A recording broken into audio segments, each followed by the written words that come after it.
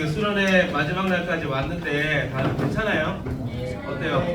뭐 몸이나 이렇게 뭐 다치거나 힘들거나 뭐 아니면 정서적으로 너무 힘들다 죽겠다 막 공황 올 것 같다 뭐 이런 사람도 없죠? 내가 많이 들렸어요? 네. 그 보헤메이크 디사이플스 있잖아요. 그 찬양이 제 동기 선교사님 신광고 선교사님이 작사 작곡하신 거거든요. 그분 전공이 원래 음악 쪽이라 가지고 보헤메이크 디사이플스를 작사 작곡하셨는데 대구 포항 지구에서 이분한테 로열티를 좀 드려야 될 것 같아요. 피해 보상도 좀 받아야 되나? 작년에 그것 때문에 대구 지구 조금 타격을 입었는데 그때는 쌤쌤한 걸로 했으면 좋겠습니다. 여러분들 좋으시죠? 맞죠? 네, 뭐 선교사 입장에서 여러분들이 좋으면 제일 좋은 것 같습니다. 진짜로 하나님께 찬양하고 또 기도하고 하는 그 모습이 하나님께도 기쁨이 되고 또 저에게도 선교사님들에게도 참 큰 힘이 되는 것 같습니다. 신실하게 진실하게 아까 찬양했잖아요. 그게 2002년 곡이거든요. 찾아보니까 그런 것 같아요. 왜 찾아봤냐면 제가 대학생 때 진짜 많이 불렀거든요. 기도회 때 부르고 하스데반 선교사님이라고 지금도 활동하시는 것 같은데 찬양과 경배 올레이션스 해가지고 그분 머리 하얘지거든요. 제가 대학생 때 계명대 그 노천강당 있잖아요. 계명대 어디는 계명대 이쪽 노천강당 거기서 집회를 많이 했었어요. 하스데반 오셔가지고 경배 찬양 막 했는데 독수리 날개쳐 올라가는 그 찬양 있잖아요. 독수리 날개쳐 올라가듯이 막 한 100번 반복하는 거예요. 진짜 반복 많이 하시고 하면서 막 신실하게 진실하게 같이 부르면서 또 수련회 때 기도하고 했던 기억이 납니다. 여러분 제가 공성학번이잖아요. 공성학번 2003년 가지원 때 첫여름 수련회 참석했거든요. 그때 땅밟기 중간에 나왔어요. 왜 나왔을까요? 왜 나왔을까요? 중간에 운전면허 필기 시험이 있었어요. 운전면허 필기 시험이 있어가지고 또 그거 핑계로 또 땅밟기 도중에 나왔어. 땅밟기 도중에 나오자 빠져나와가지고 버스 타고 집으로 가서 그 다음날 시험을 친 이런 어처구니 없는 짓거리를 그때 회개합니다. 죄송합니다. 그때 그렇게 했던 기억이 나네요. 여러분 진짜 지금 여러분들이 찬양하고 기도하고 하는 그 열정이 참 부럽기도 하고 또 뒤에서 여러분들 찬양하고 기도하고 있는 모습 보면 진짜 은혜 많이 되는 거 아세요? 아시는지 모르겠다. 여러분들이 기도하고 찬양하고 하는 모습을 뒤에서 떡하니 보고 있으면 진짜 눈물이 찌끔찌끔 난다니까 진짜로. 여러분 마지막 밤이니까 우리 또 박수 한 번씩 하고 좀 갔으면 좋겠는데 우리 찬양 오판자팀 박수 한번 할까요? 동마들 박수 한번 치자요. 팀장님도 고생 많으십니다. 선생님들 고생 많이 하셨어요. 근데 하면 육체적으로 제일 많이 지치는 게 취사거든요. 우리가 밥하러 만나고 왔어요. 이런 성사 식탁에 거의 살고 있는데 항상 거기서 뭘 만들고 있어. 막 이렇게 하고 있는데 여러분 오늘 뼈 해장국 먹었죠? 어땠습니까? 맛있었어요. 하다 그런 것도 먹네. 술을 나와가지고 그렇죠? 그렇습니다. 다들 고생 많이 하시고 또 이제 고생하실 땅밟기 조장 조원들 조장들 부조장들 박수 한번 볼까요?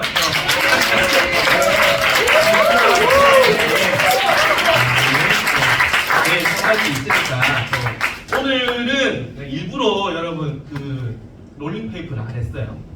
왜냐하면 또 밤새도록 또 써제낀다고 잠 못 자고 막 할까봐 체력을 아껴야 되잖아요. 그래서 이번에는 안 하는 걸로 이렇게 합의를 받고 오늘 조금 일찍 주무십시오. 알겠죠? 네. 몇 시에 잘까? 10시? 11시? 끝나는 11시 넘을걸? 적당히 하고 자세요. 적당히 하고 주무시길 바랍니다. 첫째 날 DFC 대표 최창하 선교사님 오셨어요. 그렇죠? 캠퍼스 선교에 대해서 말씀을 전해주셨습니다. 이틀 전에 대구 포항 여기 오셔가지고 설교하시고 하루 주무셨잖아요. 주무시고 아침 먹고 대전으로 가셨습니다. 충청권 수련회 또 있어가지고 어제는 또 거기 가서 설교하셨거든요. 그럼 오늘은 뭐 하시게?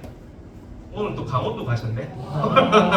오늘 또 강원 수도권 연합수련회 가셔가지고 강원 홍천인가 맞죠? 홍천에 가셔가지고 지금 설교를 하고 계실 것 같습니다. 지금 이 시간에 이제 계속 저랑 같은 시간이니까 설교하고 계실 것 같아요. 거의 뭐 순회 설교자 같은 느낌으로 설교를 하고 계십니다. 제가 최청환 선교사님을 2010년에 처음 뵀거든요. 지금 2010년에 선교사 시작을 했으니까 처음 뵀는데 최청환 선교사님 12기세요. 제가 18기 선교사고 6년 차이가 이렇게 나는데 선교사님께서 어떻게 사역하셨는지 이번에 처음 들은 것 같아요. 여러분 그거 들으면서 좀 어떠셨어요? 깨병인가? 과장하는 건가? 뭐 이렇게 생각했습니까? 저 진짜 그거 들으면서 좀 반성을 많이 했습니다. 그 열정과 어떤 그 모습들이 배울 점이 많이 있다라는 생각을 했어요. 원래 살이 안 찌시는 체질이신 것 같아요. 좀 부럽기는 한데 52kg였대. 언제 52kg였어? 눈 피하지 말고 언제 52kg였나 너희? 나도 기억이 안 난다. 52kg 언젠지. 제가 결혼을 하고 한 7, 8kg 쪘거든요. 그러고 이제 한 10년째 지금 이 몸을 유지하고 있습니다. 이 몸을 유지하고 있는데 이제 서울이나 본부 가서 이사회 할 때 최청환 선교사님 만나면 이제 이분이 최근 결혼하시고 나서 시간이 지나면서 이제 나이살 드시면서 배만 볼록 나오고 계십니다. 저는 원래 이 몸인데 그분 배만 이제 볼록볼록 나오고 이제 살찌는 걸 감당을 못하는 그런 모습을 좀 보이고 있는데 몸과 마음을 바쳐서 사역하신 이야기 들으면서 또 저희 사역을 좀 돌아보는 시간이었습니다. 우리 대구 선교사들도 코피 터질 때까지 좀 사역 한번 해볼까요? 어떻게? 코피를 터질 수 있어요. 사역하면서 터지는 게 아니라 제가 터뜨려 줄 수 있습니다. 이렇게 해가지고 할 수 있는데 또 열심히 사역하시길 바랍니다. 어제 현종 선교사님 또 국내 선교 관련해서 설교해 주셨잖아요. 본문 하나 볼까요? PPT 한번 띄워주세요. 같이 한번 읽어볼까요? 로마서 10장 아닌데 에베소서부터 읽는데 에베소서 2장 14에서 16절 같이 읽어봅시다. 시작.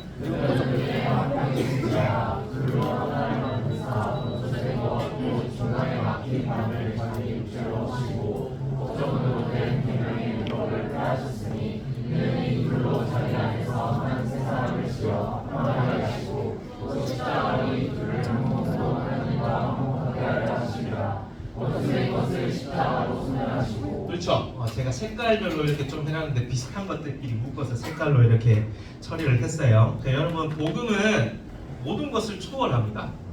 그렇죠? 복음은 최우선성, 맨 앞에 있는 것이 우리의 삶의 기준에서 맨 앞에 있어야 하는 것이 예수 그리스도의 복음입니다. 복음은 어떻습니까? 둘로 나뉘어져 있는 거, 그리고 또 뭐라고 되어 있죠? 빨간 걸로 원수되어 있는 거, 중간에 막혀 있는 거, 이것들을 어떻게 한다라는 거예요? 하나로 만들고 또 뭐라고 되어 있습니까? 표현 단어로 노란색으로. 그럼 우리가 뭐라 그래요? 화평이다. 원수된 것을 화평하게 화목하게 만드는 것이 예수 그리스도의 복음이다.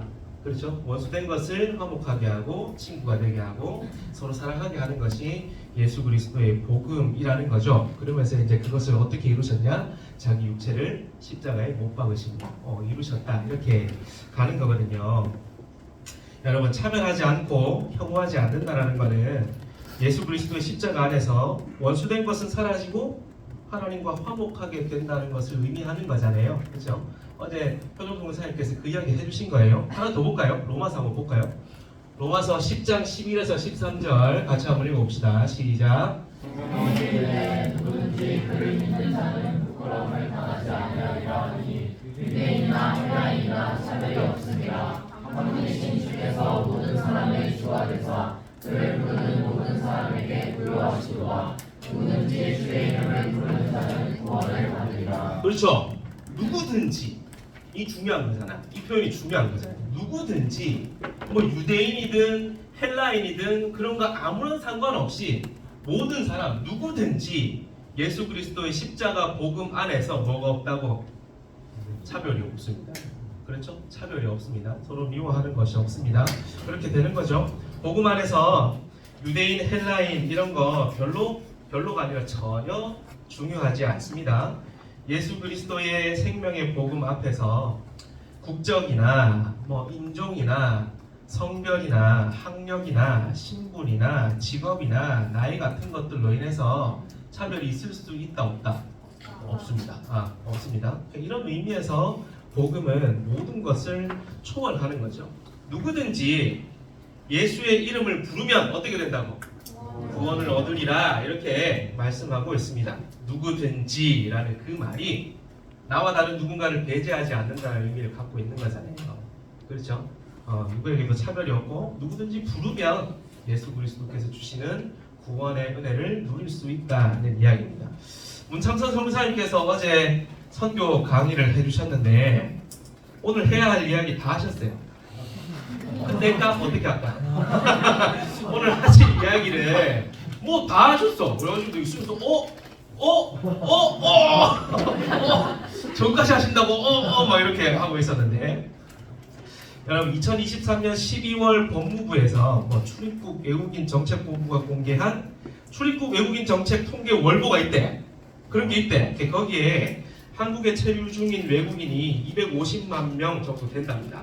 어제 이야기 들으셨겠지만 한 250만 명 정도 되는데 이게 한국 인구의 4.8% 된답니다. OECD에서 이게 이제 외국인 숫자가 5% 이상 넘으면 다문화 국가로 인정한다는 이야기죠. 그래서 한국도 지금 4.8%니까 어떻습니까? 곧 있으면 이제 정식으로 OECD의 기준에 따라서 다문화 국가가 된다는 이야기죠. 여러분 주변에 많잖아요. 캠퍼스 들어와 보면 제가 언제 그걸 제일 많이 느꼈냐면 군대 갔다 와서 제가 군대 가기 전에 제 군대를 옛날 이야기를 또 해야 되는데 2004년 11월에 갔어요. 2004년 11월 18월에 가서 18일에 가서 2006년 11월 17일 전역했단 말이야. 딱 2년이 했으니까 전역을 했어요. 전역을 하고 딱 돌아왔는데 정말 크게 두 가지가 변해 있더라고요. 학교 왔는데 외국인들이 정말 많다는 거. 그리고 하나 자매님들이 밖에서 담배를 너무 많이 피더라고요. 그 전까지는 좀 덜했거든. 자매님들 담배 엄청 피더라고. 그런 변화가 좀 있었습니다. 우리가 진짜 본격적인 다문화 국가 사회로 접어들고 있는 것을 여러분들 주변에서 생활 속에서 많이 느끼고 있을 거예요. 캠퍼스에 진짜 많은 외국인들이 있습니다. 그렇죠? 정말 많은 외국인들이 있는데 말씀 하나 또 볼까요? 로마서 10장 14에서 15절 같이 읽겠습니다. 시작. 그런들 그들이 믿지 아니하는 일을 어찌 부르리요 또 하늘에 어찌 이르리요 전파하는 자와 없이 어찌 들으리요 부르심을 받지 아니하였으면 어찌 전파하리요 기록된 바 아름답도다 좋은 소식을 전하는 자들의 발이여 뭐라고 하느니라. 여러분 복음을 전하는 이가 없는데 어떻게 예수를 듣습니까? 그렇죠? 안 그래요? 믿지 않는 자들이 주변에 있잖아요. 외국인이든 내국인이든 지인이든 친구든 가족이든. 안 그래요? 내가 안 전하는데 그 사람이 어떻게 듣습니까? 그런 분들이 직접 CTS 찾아 들어가서 설교를 듣고 기독서점 가가지고 성경을 사가지고 펼쳐가지고 인터넷으로 성경책 주문해가지고 펼쳐서 와 이렇게 할까요? 안 합니다. 진짜 여기 제가 다시 전파하는 자가 없이 어찌 들으리요. 여러분 이 말씀이 되게 좀 간절하게 다가오셔야 할 겁니다. 지금 선교에 대해서 계속 다루고 있잖아요. 미션에 대해서 다루고 있는데 여러분 이런 말씀들을 봤을 때 막 뜨거운 것들이 올라오지 않는다라고 한다면 아니 좀 멀었다. 지금 세계선교 이야기해야 되는데 수준이 안 맞다. 어때요? 수준이 안 맞아. 나도 아침 일찍도 못 일어나는데 성경 매일매일 성경 읽나 너희? 기도해야 그런 것도 안 하는데 세계 선교를 또 해. 그렇잖아. 수준 안 맞으니까 안 맞으면 나가세요. 오예 하면서 갈라나. 자 우리 한번 봅시다. 인도 PMS 포스터 한번 볼까요? 이번에 가잖아요 또. 그렇지. 다음 주 월요일날 바로 출발하죠. 화요일 출발입니까? 죄송합니다. 화요일 출발. 한번 보여줄래요? 야, 우리 최현정 선교사님 발로 딱 만들더라고 이렇게. 딱 만들고 빵 이렇게. 보세요. 발로 만드는데 이 정도 퀄리티가 나온다. 또 왼손이랑 쓰면 어떻게 돼요? 왼손이랑 쓰면 난리 나겠죠. 보세요. 인도 PMS 이제 갑니다. 하니까 또 많이 기도해 주시고 후원해 주시고 이렇게 도와주셨으면 합니다. 이번 여름에 광주에서는 일본 오사카 가거든요.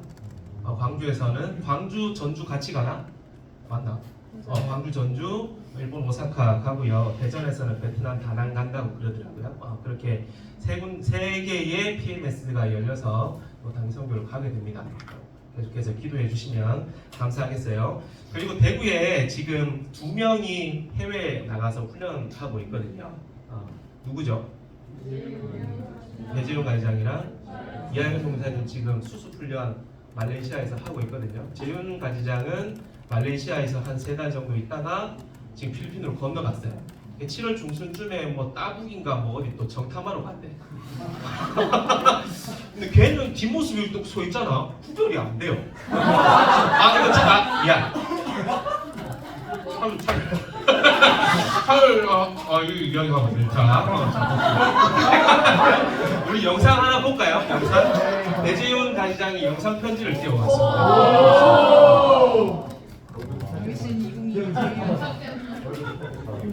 지금 얘기도 참았네.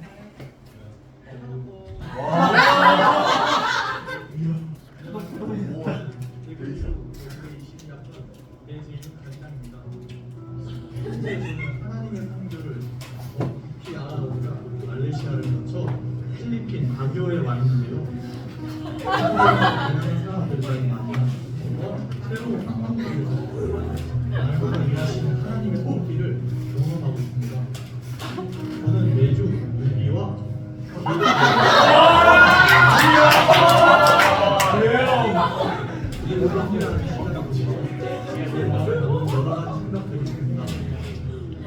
많은 학생들이 복음에 대해 들어보고 있지만 정작 그 복음이 자신의 삶과 어떻게 연결되는지 복음에 대한 확신이 없는 모습을 보게 됩니다. 겉으로는 평범해 보이지만 속으로는 믿음이 점점 희미해져가는 이들의 모습을 보며 이 땅을 바라보며 애통하시는 하나님의 마음을 느끼게 됩니다. 또한 그들과 깊이 소통하고 마음을 나눈 뒤에 낯선 언어 속에서 끊임없이 부딪히고 배우며 말 그대로 언어와의 싸움을 이어가고 있습니다. 전하고 싶은 마음은 많은데 표현이 따라주지 않을 때 답답함. 하지만 그 속에서 한마디, 한 문장이 진심으로 전해졌을 때 기쁨과 은혜는 오히려 선교의 본질이 무엇인지 더 깊이 묵상하게 됩니다. 그들의 언어를 배우고 문화를 이해하고 삶을 공감하려는 세부 속에서 진정한 복음의 다리가 보인다는 것을 느끼고 있습니다. 그리스도의 사랑은 이해하려는 마음에서 시작되고 그 마음이 선교의 본질임을 하루하루의 만남 속에서 배워가고 있습니다. 필리핀은 가톨릭 국가로 선교에 대한 환경이 열려있는 나라 중에 하나입니다. 하지만 그렇다고 해서 복음이 충분히 전해지고 있어 더 이상 필요하지 않은 땅이 아닙니다. 이곳은 여전히 그리스도의 복음이 절실히 필요한 나라임을 현장에서 더욱 절실히 느끼고 있습니다. 이번 수련의 주제가 해외 선교라는 이야기를 들었을 때 저는 다시 한번 제 안에 선교란 무엇인가에 대해 깊이 생각해보게 되었습니다. 한때는 선교가 나와는 거리가 먼 특별한 사람들만의 이야기라고만 여겼던 제가 여러 번의 해외 선교를 경험하고 지금도 하나님의 선교를 더 깊이 알아보자 이곳에서 여정을 이어가고 있는 것을 보면 하나님께서 제 삶 가운데 선교의 부르심을 부드럽고도 분명하게 심어가고 계심을 느끼게 됩니다. 아직 제 안에 선교에 대한 정의가 계속 정리되어 가고 있는 중이지만 이곳에서의 시간들을 통해서 저는 선교란 제자를 세우는 것이라는 마음이 점점 더 깊어져 가고 있습니다. 단순히 복음을 전하는 것을 넘어 그 복음 안에서 함께 자라고 함께 주님을 따라가는 사람들 세우는 것, 그것이 예수님께서 우리에게 보여주신 선교의 모습이었고 지금도 우리에게 바라시는 모습이지 않을까 생각하게 됩니다. 우리가 주역이 되어 무언가를 이루어가는 것이 아니라 세워진 그들이 각자의 자리에서 주역이 되어 하나님의 선교에 참여해가는 모습, 그것이 진정한 하나님의 선교라는 확신이 들었습니다. 그리고 이것이 바로 저와 여러분이 GFC를 통해 함께 함께 배우고 있는 제자와 사역이기도 합니다. 선교와 제자와 사역은 분리될 수 없습니다. 그래서 저는 이번 수련을 통해서 여러분 모두가 해외 선교에 대한 마음을 가슴에 품고 그 마음을 다음에 있을 PMS라는 실제적인 한 걸음으로 이어가는 사랑하는 가지원, 가지장 여러분 모두가 되기를 간절히 소망합니다. 자, 아멘 하신 분 있죠?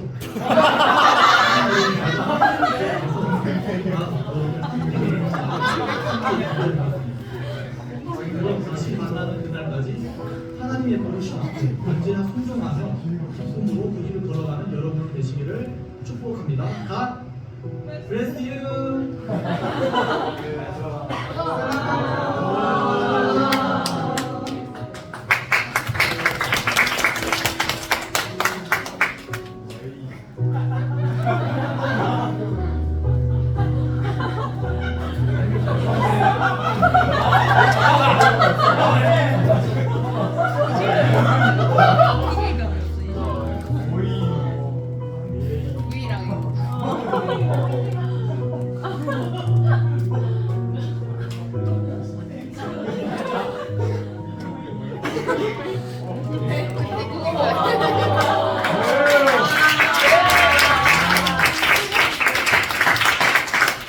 너무 행복해하는 것 같죠?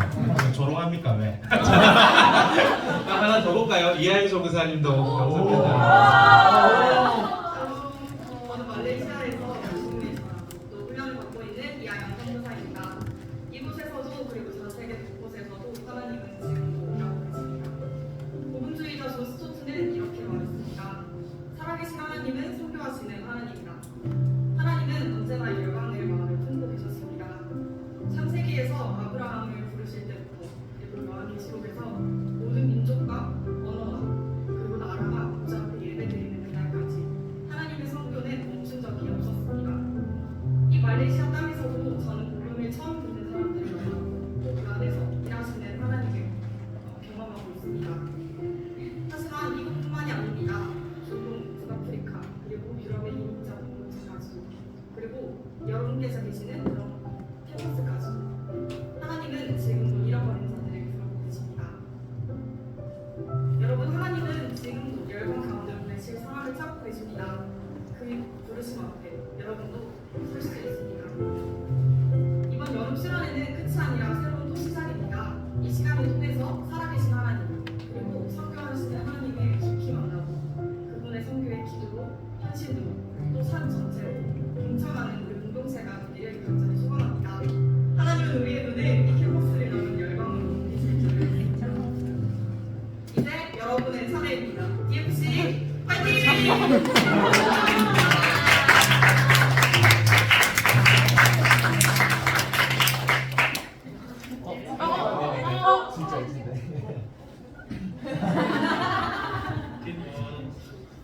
샬롬 말레이시아에서 복음을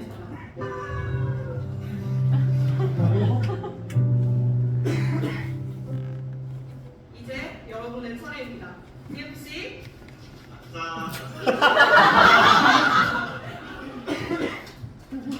네, 바로 잘 듣는 것 같아요. 그리고 또 세계 선교가 주제니까 또 해외에 나가 있는 선교사 그리고 가지장에게 영상 편지 좀 부탁을 했습니다. 배재윤 가지장은 모든 일에 진심이거든요. 그래서 5분짜리 만들었더라고요. 5분짜리. 그래서 그걸 먼저 받고 한효성사한테 3분 안으로 해라. 그렇게 이야기했었죠. 지난달에 제가 아내랑 같이 그 미션 임파서블을 봤거든요. 미션 임파서블 요번 게 마지막이었거든요. 말하기로는 이제 마지막이었어. 8탄이야, 8편. 파이널 레코딩 이렇게 돼 있는데 미션 임파서블이 몇 년도에 처음 나온지 아세요? 1920세기는 맞아. 96년? 아니야. 1996년부터 시작이 됐습니다. 근데 그 미션 임파서블 하면 그 음악 있잖아요. 하면서 맞죠? 그게 96년부터 시작이 됐어요. 그때 톰 크루즈 형님 나이가 34살이었어. 그때가 34살이었어. 그때가 34살이었어요. 근데 이 영화가 96년부터 시작해가지고 2025년까지 했으니까 30년 지났거든. 그럼 지금 몇 살이야? 환갑이 넘었다. 톰 크루즈 형이 환갑이 넘었거든요. 제가 이제 이런 영화 되게 좀 좋아해가지고 일부러 혼자서라도 보러 갑니다. 큰 걸로 봐야 돼가지고 큰 걸로 봐야 돼서 이제 또 이런 걸 리스펙 해줘야지. 생고생했잖아요 30년 동안. 그쵸? 생고생했으니까 그냥 나 혼자 오버하는 거야 그냥. 아 이거 진짜 고생 많이 했다. 007이나 이런 거 마지막 편이라고 하면 일부러 보러 가거든요. 보러 가서 다니엘 크레이그 진짜 니 고생 많이 했다 하면서 보거든요. 공감하면서 본단 말이에요. 30년이 지나가지고 이제 마지막 톰 크루즈 형님에 대한 리스펙으로 또 마지막 편을 보러 갔습니다. 64시야. 나이가 64시란 말이야. 미션 임퍼서블 그 동영상, 영화 촬영 뭐 이런 거 영상 같은 거 쭉 보면요, 이 형님이 직접 다 하거든요. 스턴트를 안 씁니다. 그게 되게 유명합니다. 자기가 다 해. 그 비행기에 매달리는 씬이 있어요. 선 하나 해놓고 진짜 매달려. 비행기 날아가는데 진짜 매달려. 64살 먹고 진짜 매달려. 난 지금 스쿼트 이것도 안 되는데, 자전거도 못 하는데 매달린단 말이야. 빌딩에서 뛰어내려 지 혼자 막. 빌딩 누가 뛰었지? 빌딩에서 막 뛰어내린단 말이야. 그리고 막 절벽에서 오토바이 막 타고 오토바이 떨어지 자기도 막 떨어지고 낙하산하고 막 내려온단 말이지. 나이가 60이야. 나이가 60이라고. 너희 아버지 어머니 한번 생각해 보세요, 여러분. 어떻게 살고 계시죠?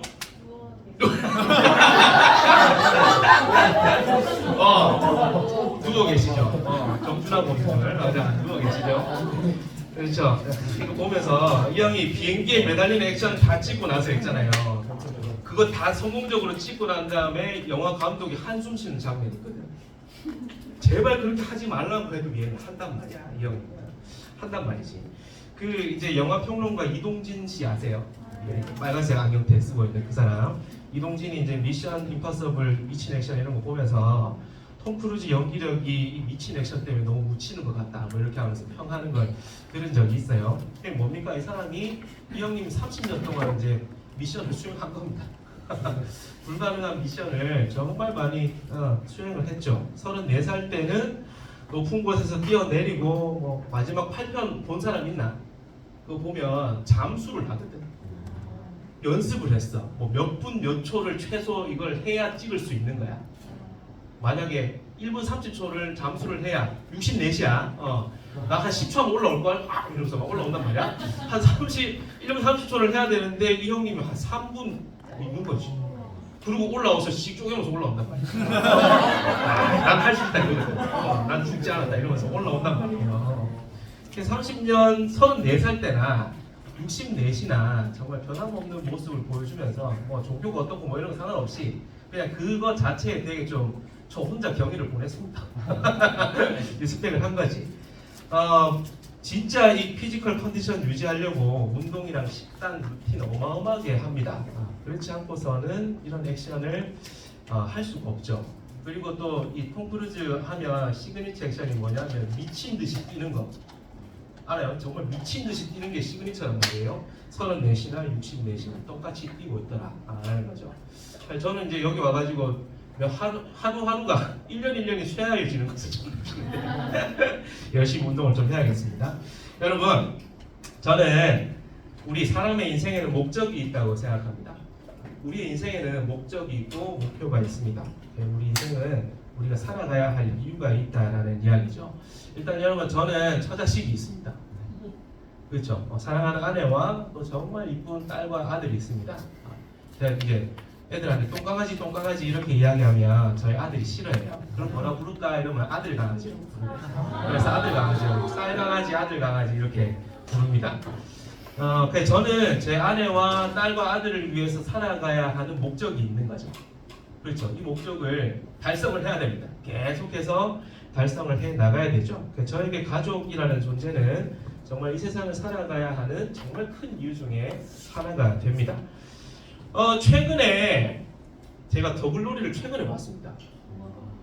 더글로리를 자전거 타면서 자전거 적적해가지고 자전거 타기 적적하니까 그걸 틀어놓고 이제 봤는데 보다가 또 눈물이 찔끔 나온 장면이 하나 있었어요.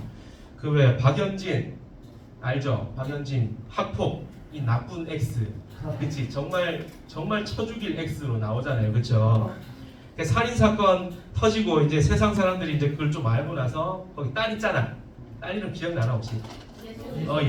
예솔이가 그걸 안 것 같아. 그래서 예솔이가 축구복 왜 7번 이거 입고 축구장 혼자 이뚝 서 있는 그 장면 혹시 기억나나 모르겠다.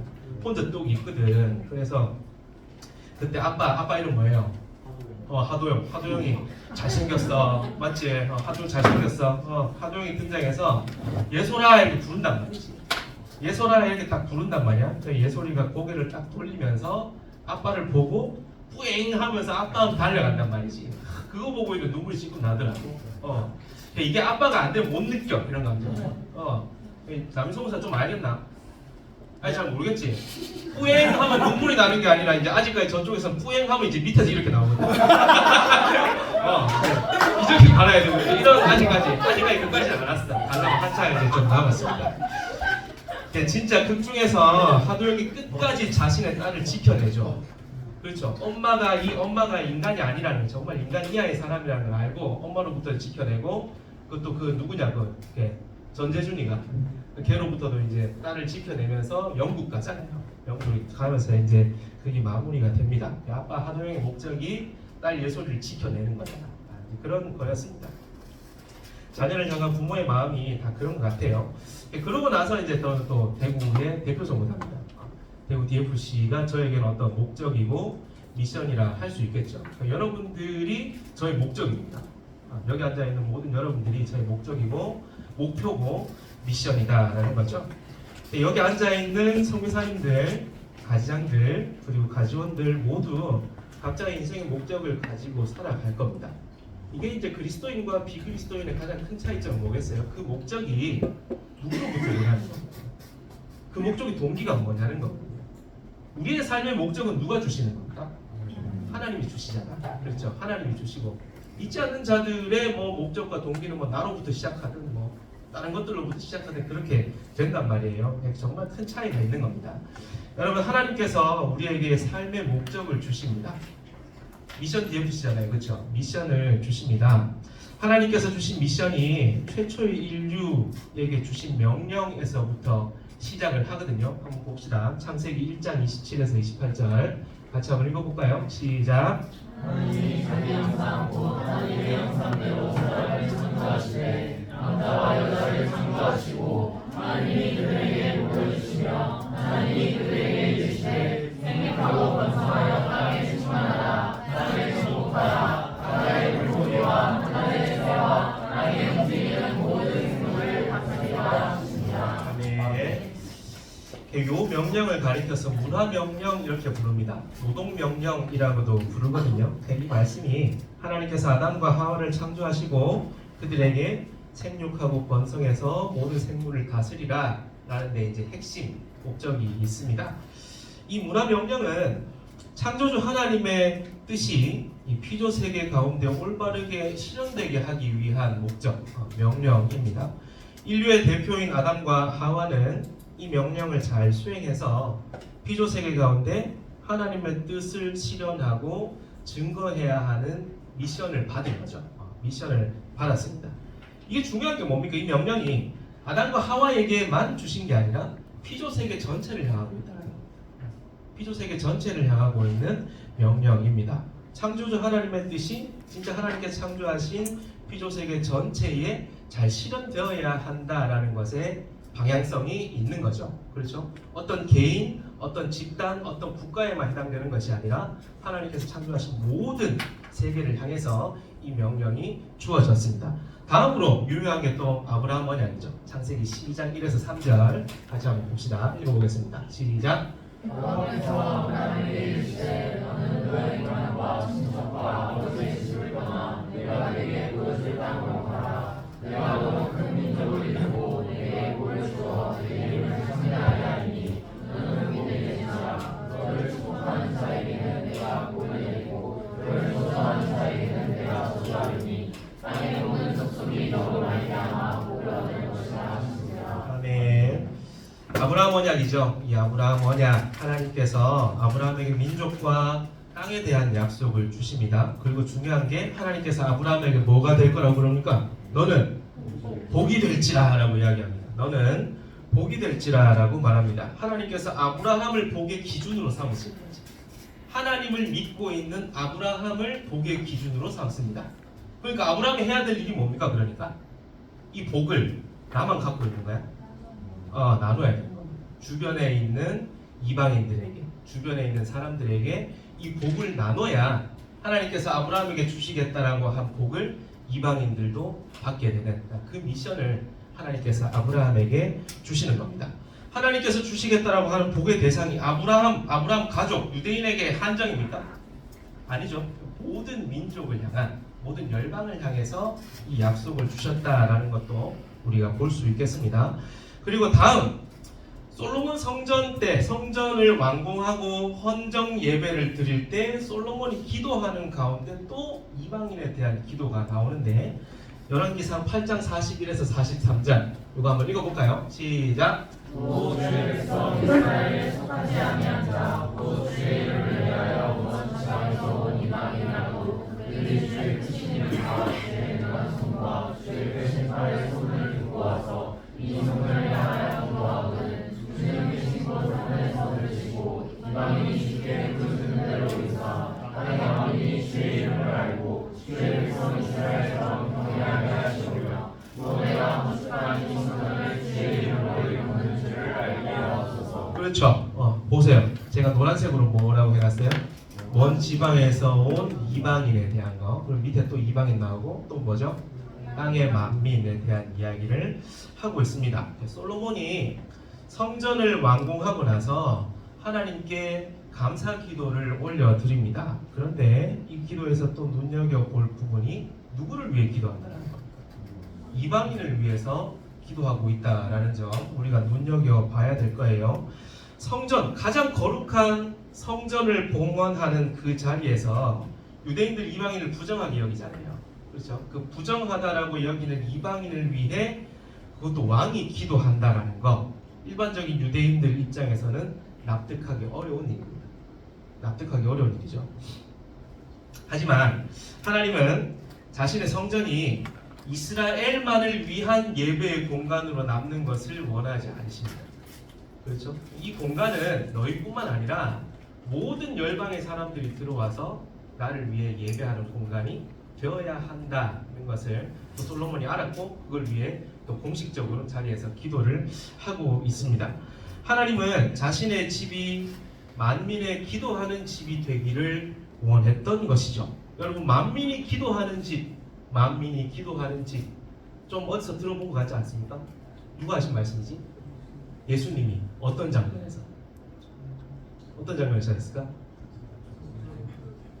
그 성전을 청결하게 하는 그 장면에서 만민이 기도하는 집 이야기를 하시거든요. 예수님께서 성전에서 장사하는 자들을 보시고 의자를 둘러 엎으시고 진노하시면서 말씀을 하세요. 마가복음 11장 17절 한번 읽어봅시다.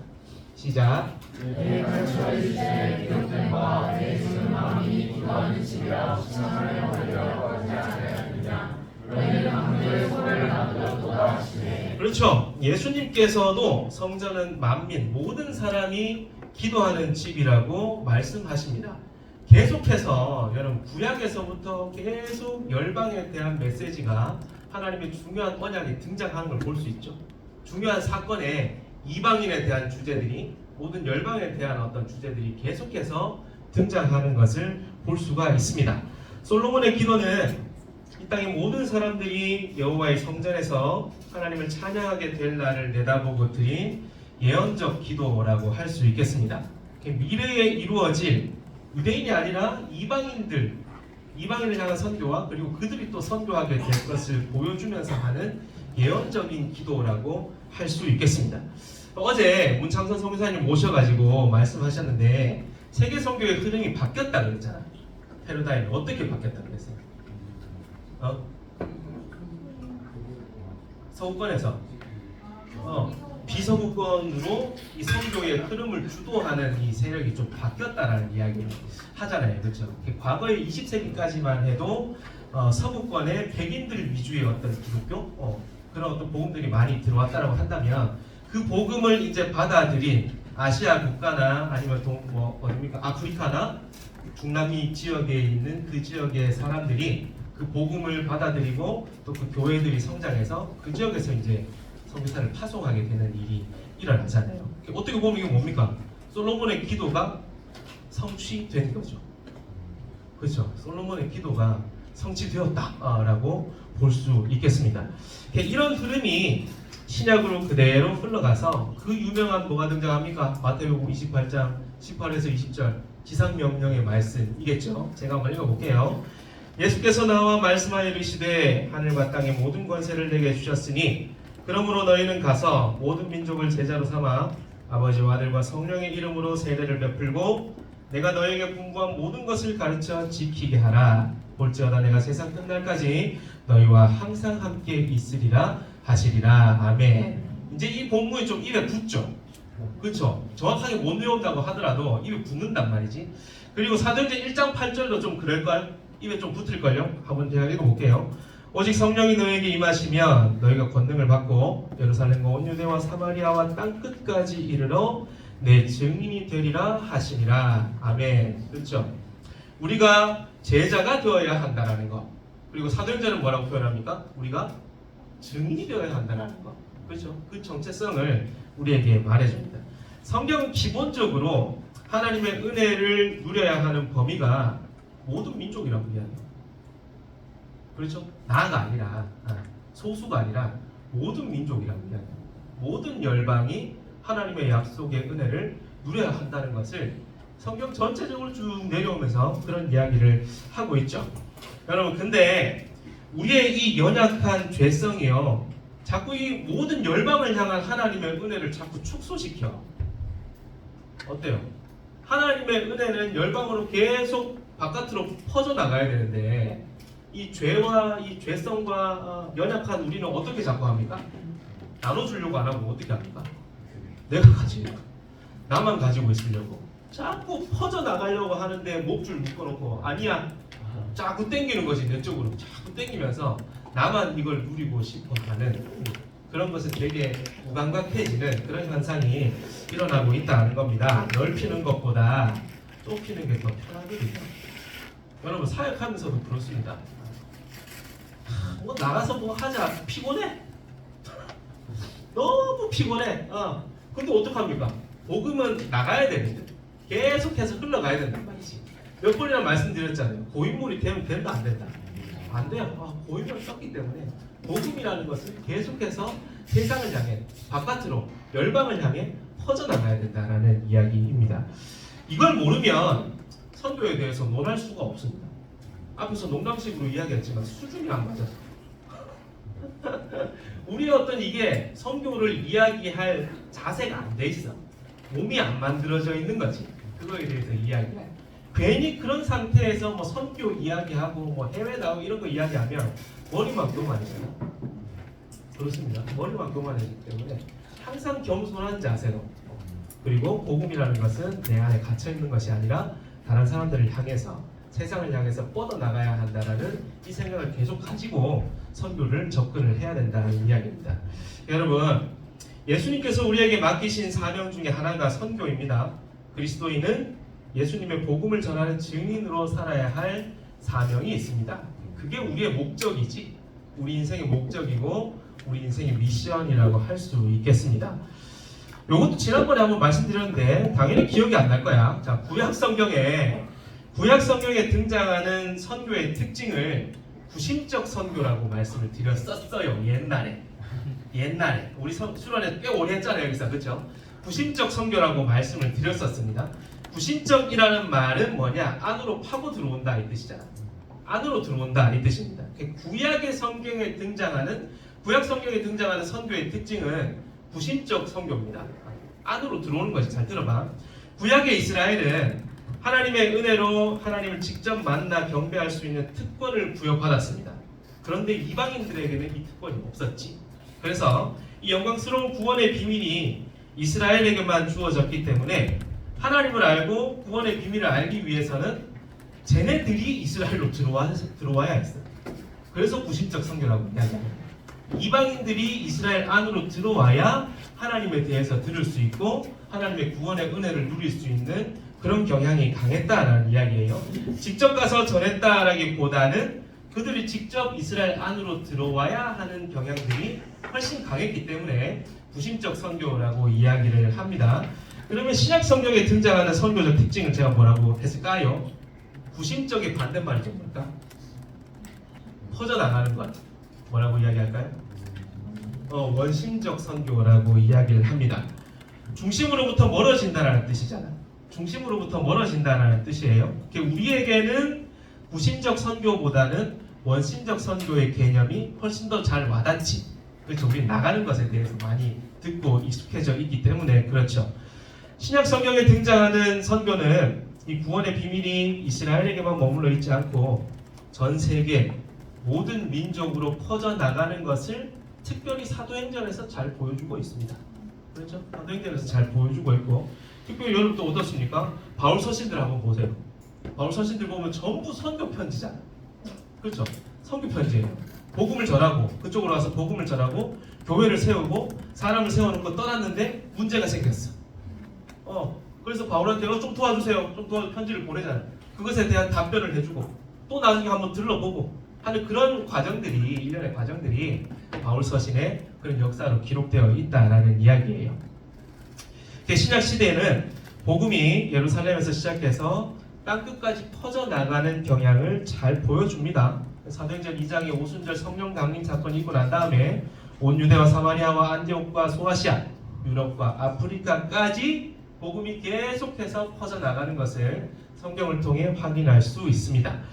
여러분, 그러면 캠퍼스에서 부심적 선교의 특징이 나타나는 현상은 어떤 것일까요? 캠퍼스에서 우리가 부심적 선교의 특징을 보여주는 어떤 일들은 어떤 게 있을까?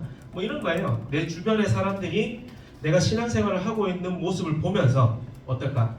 예수님에 대해서 관심을 보이고 교회 공동체에 대해서 관심을 보이며 나에게 뭐 질문하거나 다가오거나 하는 것은 부심적 선교의 특징이라고 할 수 있겠죠. 그렇죠? 풍성한 신앙생활을 하고 있는 우리를 보면서 사람들이 기독교 신앙에 대해서, 예수님에 대해서, 그분의 말씀에 대해서, 또 그분의 교회에 대해서, 또 DFC에 대해서 관심을 갖게 하는 것이 부심적 선교라고 할 수 있겠습니다. 여러분 좀 그런 삶을 살고 계신가요? 맞죠? 그렇게 하면서 친구들이, 내 주변의 사람들이 궁금해하게 만들어야 됩니다. 그렇지 않겠습니까? 전 대학생 때 한번 그런 질문을 들어본 적이 있다. 한 2명 정도한테 한 2명 정도한테 들어본 적이 있는데 되게 기분이 좋았어요. 어깨가 이만큼 올라오려고 하는 건 안 돼. 또 말해주면 안 돼. 이렇게 하면 좀 한 적이 있는데, 그러면 캠퍼스에서 여러분 원심적 선교의 특징이 나타나는 건 어떤 게 있을까요? 말 그대로 우리가 제자의 삶을 사는 겁니다.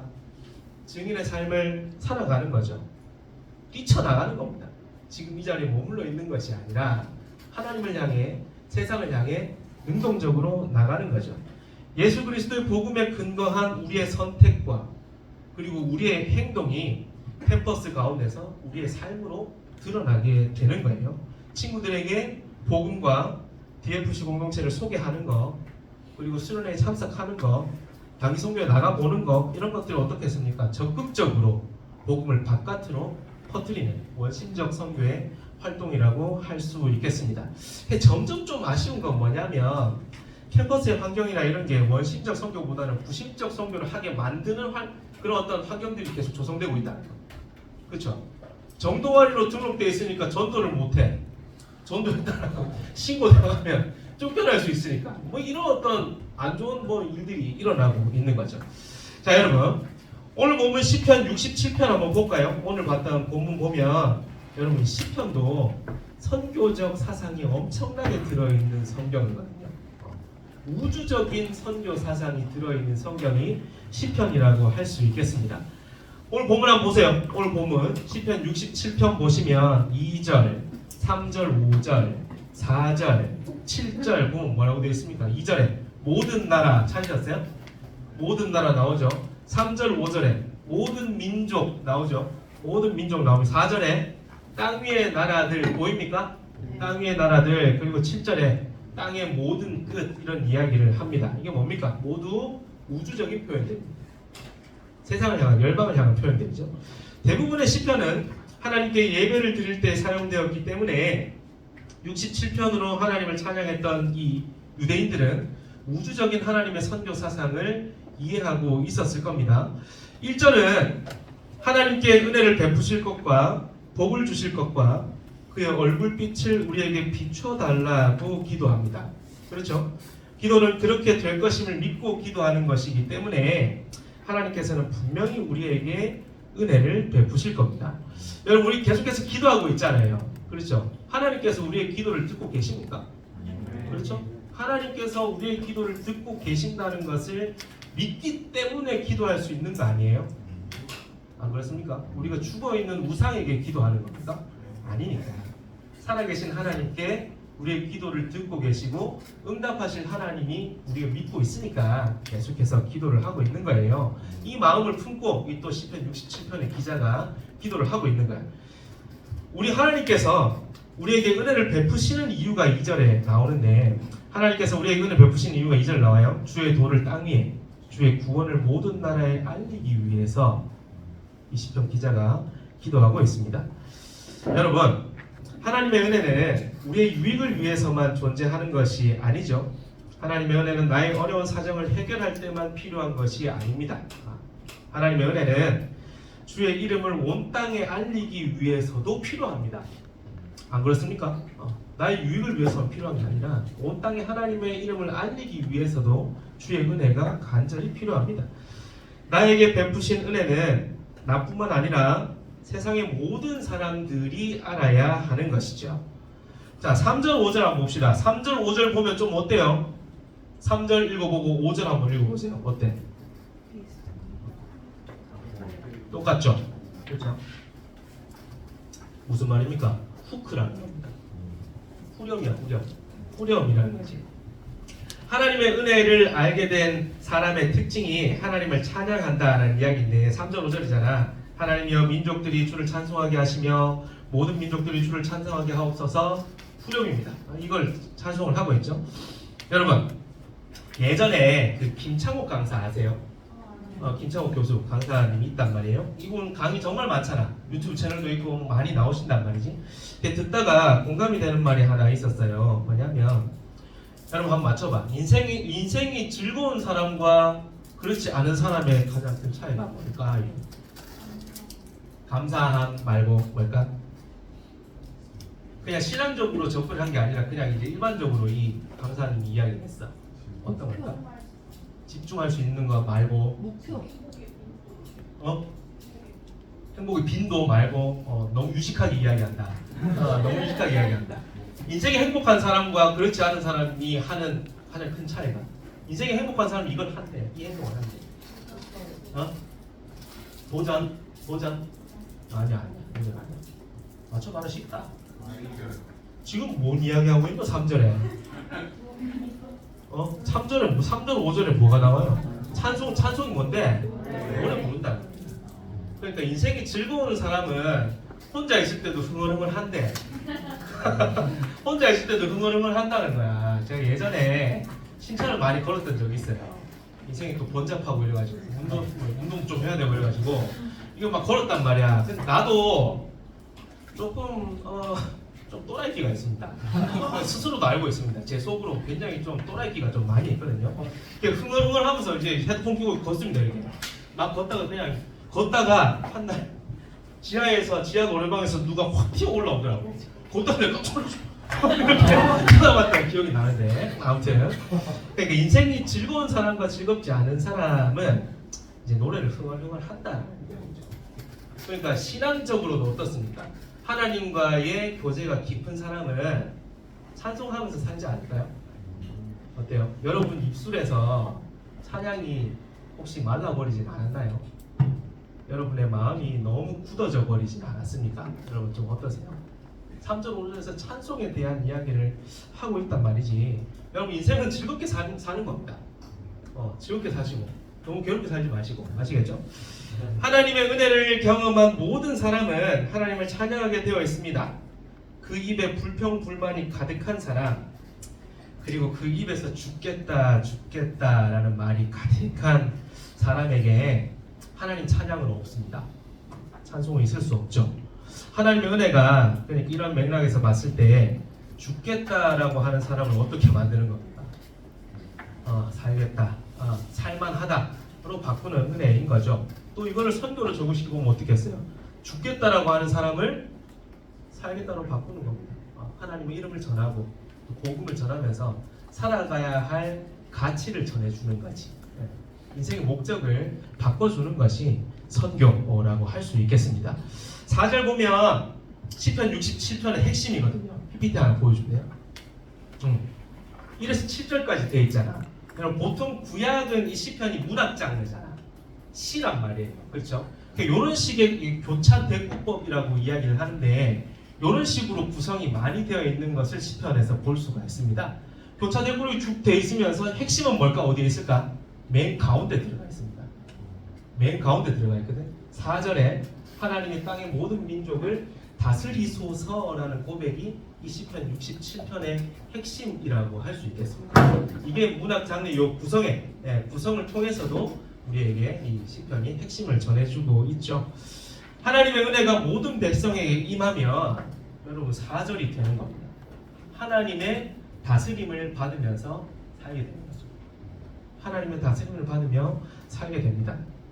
온 백성이 기쁘게 하나님 앞에서 노래하게 되는 일이 일어나게 되는 거죠. 모든 민족이, 모든 나라가 하나님 앞에서 찬양하고 그분의 통치를 기뻐하게 되는 겁니다. 그분의 통치를 기뻐하게 되는 일이 있는 겁니다. 여러분, 하나님은 온 우주의 왕이십니다. 그렇죠? 온 우주의 왕이십니다. 왕이신 하나님이 자신의 백성을 사랑과 공의로 다스리십니다. 하나님은 절대적 사랑이시고 공의이시기 때문에 하나님의 다스림 안에 있으면 안식이 있습니다. 평안함이 있는 거죠. 감사함이 있는 겁니다. 하나님께서는 자신의 무한하신 사랑과 공평하신 정의를 이 땅에 세우시기를 원하시죠. 하나님의 사랑과 공의가 열방에 세워지는 것이 선교라고 할 수 있겠습니다. 6절과 7절 보면 이 시의 결론이죠. 하나님은 모든 나라들에게 복 주시기를 원하십니다. 이 복이라는 거 땅의 소산이라는 실제적인 측면과 하나님의 공의로운 통치 질서가 세워지는 측면으로 드러나게 되는데요. 여러분, 선교하시는 하나님의 일하심을 기대하시길 바랍니다. 하나님의 사랑과 공의가 여러분을 찬양하게 만들 겁니다. 내가 어려운 곳에 가 있든지 간에, 내가 어디에 있든지 간에 하나님을 찬양하게 되는 것을 발견하게 될 겁니다. 모든 열방을 선교하기를 원하시는 하나님께서 우리 가지원들의 인생을 다스릴 수 있기를 간절히 소망합니다. 여러분, 이게 저희 목표이기도 합니다. 여러분들이 하나님의 통치 안에서 또 뭡니까? 포도나무 대신 예수님께 딱 달라붙으면 가진 우리에게 뭐가 맺혀요? 열매가 맺히잖아. 잘 배웠네. 이거 안 해. 안 해. 포도 열매가 많이 맺힌단 말이야. 그렇지? 많이 맺힌단 말이에요. 그거 따먹으시면서 살라고. 아시겠죠? 그거 따먹으면서 살아야 됩니다. 우리 인생의 목적이 땅끝까지 가서 예수의 제자를 삼는 것이다. 이 미션이 우리에게 주어져 있다고. 알겠죠? 꼭 기억하셨으면 합니다. 여러분, 지난 DT 때 찬양했는데 그 주의 자녀로 산다는 것은 그 동혁이가 했지 맞죠? 그래서 그 찬양을 들었는데 너무 좋더라고. 그 찬양 가사가 너무 좋았어. 한번 띄워줄래요? 그냥 생으로 한번 불러볼까? 한번 불러봅시다. 한번 불러볼까? 주의 자녀로 산다는 것은 불 가운데로 걸어가는 것, 그 속에서 신실하게 날 지키시는 그 손길을 경험하는 것, 주의 자녀로 산다는 것은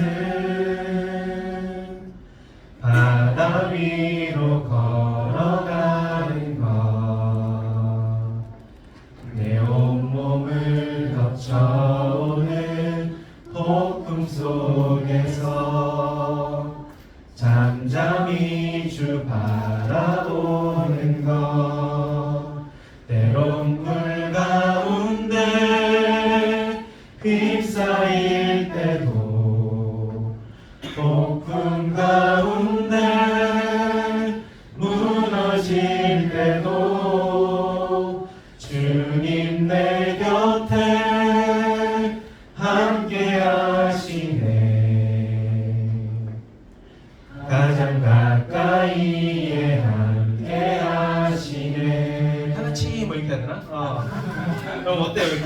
너무 좋아서 제가 한 일주일 계속 들었던 것 같아요. 너무 좋은데 그럼 어때요? 주의 자녀를 산다는 게 불 가운데로 걸어 들어가는 거래요. 들어갈 수 있나? 어때? 아까 수준 이야기했는데 수준이 안 맞다 이 찬양은 우리가 하는 게. 어때요? 그리고 또 내 온몸을 덮쳐오는 폭풍 속에서 잠잠히 주 바라보는 것. 그 베테랑 어부들이 예수님한테 살려달라고 소리쳤잖아. 안 그래요? 예수님 거기서 어떻게 하고 계셨어요? 잤다니까.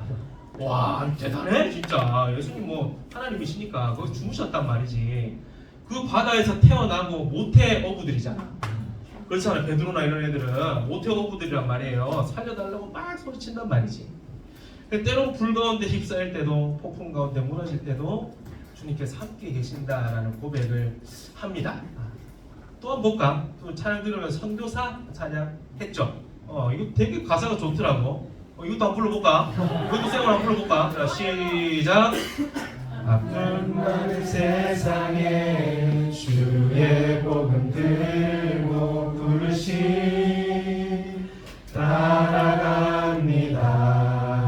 따라갑니다. 슬픔과 고통이 가득한 이 땅에 눈물을 닦아주려 어쩌면 내 삶을 전혀 돌볼 수 없을지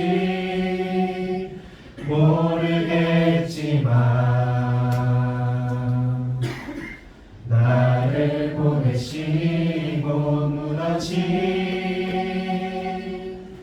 그 땅에 내 생명 묻으소서. 주님의 나라가 세워지는 것이 나의 평생 소원. 주님의 교회가 이곳에 세워짐이 마지막 호흡이 끝이 날 때까지 나는 나아가리. 그날에 그토록 보고픈 주 얼굴 보리. 이 찬양 좋다 그치? 가사 한번 보세요. 가사가 정말 구구절절하거든요. 근데 이것도 수준이 안 맞다. 어때요? 너희 수준이 안 맞다 이거. 안 그래요? 응. 진짜 아픔 많은 세상에 주의 복음 들고 부르심 따라간대요. 너희 부르심이 뭔데? 엄마가 부르나 밥 먹으라고? 어때요? 교수님이 불러? 시험 치라고 과제 내라고 부릅니까? 어떻습니까? 아니 사장님이 부르나? 여기 사장님 한 분 계시는데 혼자 사장님이죠? 계시는데 한번 보세요. 나를 보내시고 무너진 그 땅에 뭐 하라 그럽니까? 내 생명 묻으소서 이런다. 야, 씨 말도 안 된다. 너희 참 부르지 마. 부르지 마 이거. 할 사람만 불러. 할 사람. 진짜. 마지막에 또 뭐라 그래요? 마지막 호흡이 끝날 때까지 난 나간답니다. 진짜 죽는 그 순간까지 쓰러져서 숨을 할딱할딱 마지막 이제 숨을 내뱉는 그 순간에 뭐라 그래요? 끝이 날 때까지 난 나아가겠다라는 고백입니다. 또 하나 더 볼까? 제가 좋아하는 찬송가. 십자가를 질 수 있나? 와 이거 끝이지. 이거 끝판이지, 그렇지? 이거 끝판이지. 한번 불러볼까 이것도? 1절, 자.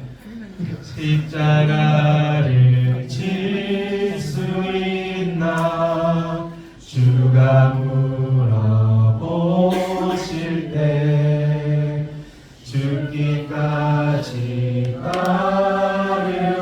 따르오니 성도 내가 파였다. 우리의 심령 주의 것이 주님의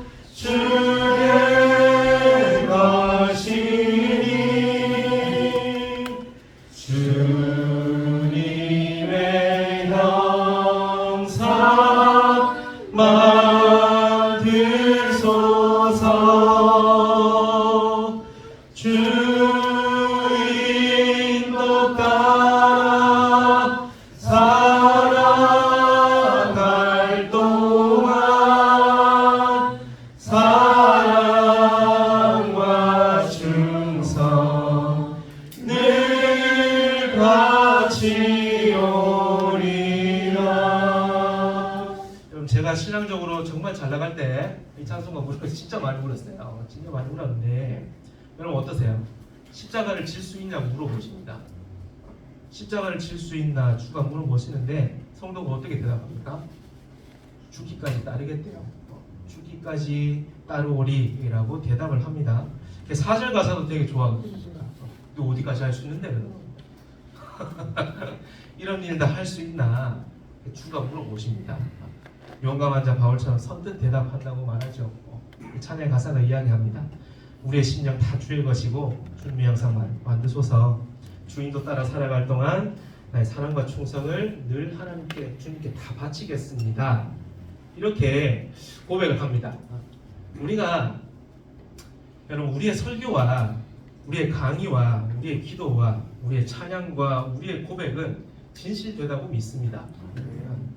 이번 수련회에서 한 여러분들의 모든 고백은 하나님 앞에서 진실된 마음으로 한 고백이라 믿습니다. 하지만 여러분 이 고백이 과장되지 않았으면 좋겠습니다. 뻥튀기 하지 말라고. 이 고백을 뻥튀기 하지 마시고 과장되지 않았으면 좋겠습니다. 죽어라고 외치고 고백하지만 항상 그 자리에 여러분 머물러 있지는 않습니까? 어떻습니까? 우리의 고백이 반복적으로 허공에 외치는 소리가 돼서는 안 된다는 거예요. 찬송을 그렇게 불러대는데 그렇게 소리 질러 허물러대요. 그렇게 소리 질러서 기도하고 찬송하고 부르짖는데 여전히 내 모습은 그냥 어린아이의 모습이라고 한다면 반성하셔야죠. 안 그렇습니까? 뭔 선교를 논해. 스스로 잘해. 일어나서 네 방 이불이나 깨.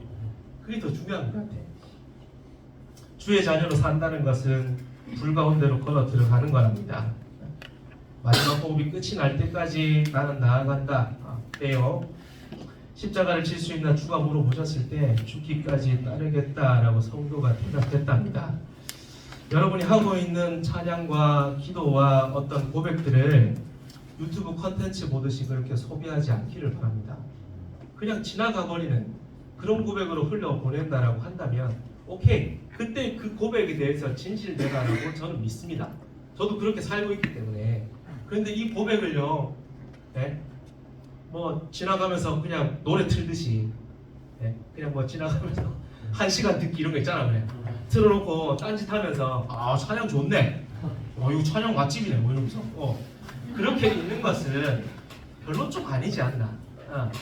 그런 식으로 하나님의 찬양과 어떤 설교와 이런 것들을 소비해서는 안 된다는 거예요. 여러분 질량 보존의 법칙 알죠? 뭐 그런 거잖아요. 어떤 것이 다른 상태로 변해도 뭐 질량은 늘 똑같다. 뭐 그런 거잖아, 맞죠? 뭐 그런 거죠. 그러니까 사역 보존의 법칙도 있어요. 사역 보존의 법칙도 있거든. 무슨 말입니까? 누군가는 죽어라 해야 된다. 누군가는 진짜 죽어라 사역을 해야. 왜 죽어라 사역하게? 다른 놈들이 자빠져 놀고 있거든. 다른 놈들이 농땡이 치면서 자빠져 놀고 있기 때문에 누군가는 그걸 채우기 위해서 쇠가 빠지라 해야 된다는 거예요. 죽어라 사역을 해야 된다는 거죠. 그런데 여러분 하나님의 선교는 이걸 뛰어넘습니다. 요건 한번 찾아볼까요? 요한복음 12장 24절 찾아봅시다.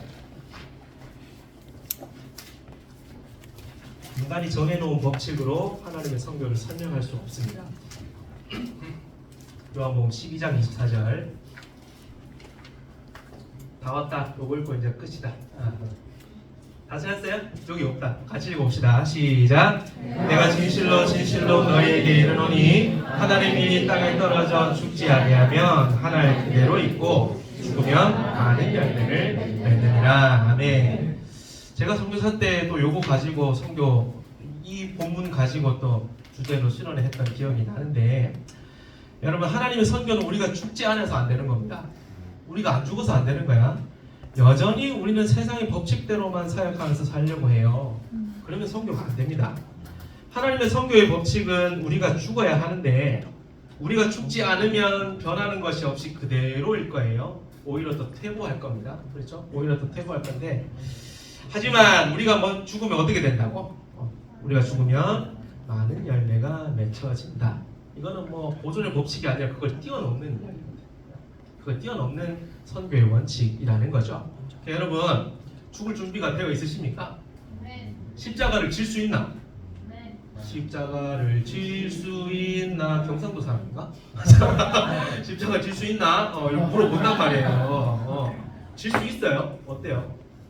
여러분 진짜 진지한 질문이고 정말 신중하게 대답하셔야 됩니다. 각오하시면서 대답을 하셔야 돼요. 아시겠죠? 말씀드렸듯이 이거를 그냥 유튜브 콘텐츠 소비하듯이 그렇게 흘려버려서는 절대로 안 된다라는 이야기입니다. 여러분 우리가 죽어서 그 하나님 미리 죽어서 많은 열매가 맺혀지는 그 선교의 원리가 우리 캠퍼스 가운데 대구 포항 DFC 캠퍼스 가운데 가득 맺혀질 수 있기를 소망합니다. 기도해 좀 해주세요.